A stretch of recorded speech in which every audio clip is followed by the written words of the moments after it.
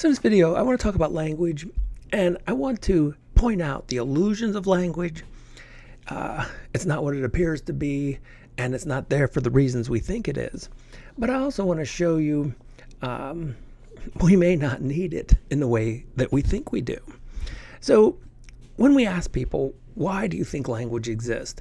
Almost certainly the answer would be something along the lines, well, we have language, or it evolved so we could communicate with others. And that's not it at all. Language evolved, or who knows what the exact process was, but it came on the scene, it appeared for one reason: thinking.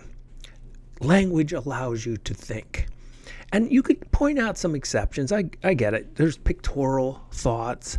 And maybe you could even give me a couple other types of thinking that are non-linguistic, but the overwhelming majority of thinking happens as the voice in the head using language. And if I were to ask you, what's the most common thing you do every day?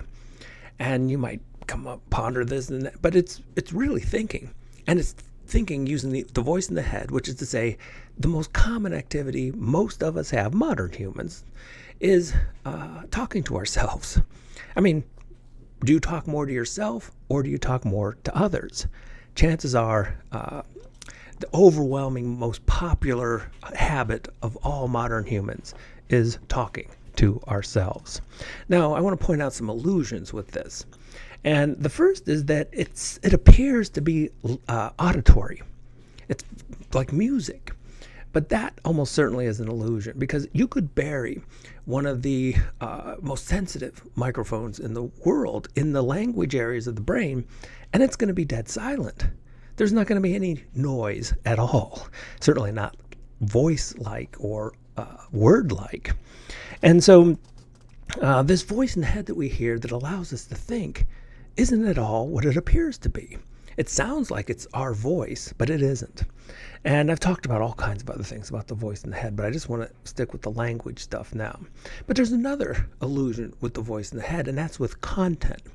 And so we use words, and I've done a couple videos on how many made-up words we have, which is to say, these are words that appear to have meaning but do not.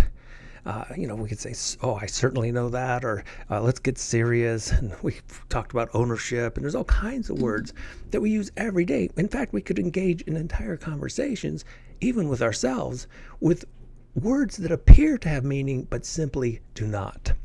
And so this thinking thing that seems to be the world's most, at least for modern humans, the most popular activity we engage in, it may not even be a real activity.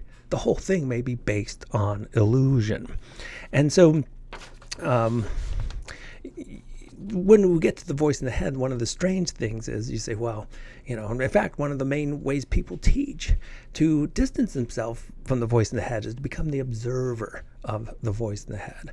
But that's a little strange too, because again, you'd say, well, it does seem like maybe there's a listener and there's the voice in the head, and we can create a little mental space between the two by identifying more with the listener than with the one producing the apparent voice that we seem to hear. But that doesn't work either. And the reason it doesn't work, and the reason that is maybe the third illusion, is because when we get into that situation, we approach it from a thinking standpoint. And there are all kinds of strange things about thinking. And one is that, again, made up words, and one is causality. But thinking assumes that, well, if there's a thought, there must be a thinker of the thought. And if there's a thought, there must be a listener to the thought. But that's all this kind of causality, which we don't know what causality means. We use it a lot, like other made-up words we use all the time. But it also is something that doesn't point to anything in the real world. And so once we dispel with all these illusions of language, then we can also dispel with the duality of believing there's a thinker of the thought or a listener of the thought. And so if this is at all on track, and all this thinking nonsense And it's a kind of an interesting way to put it. We have the real world of senses and experience. And I just did a video on the experiential universe, that the taste of our coffee, or if you're meditating, what it feels like to expand your lungs and be in a body. And then we have this abstract world. But the point is, this world isn't built on anything very substantial. This abstract world is,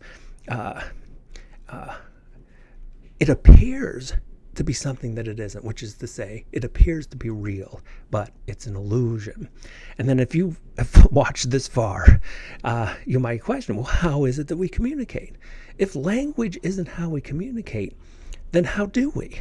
I mean, your whole video doesn't make any sense, because you're using language to communicate something, and yet you're saying that language is this vast illusion. Well, here's what we talk a little bit about non-duality.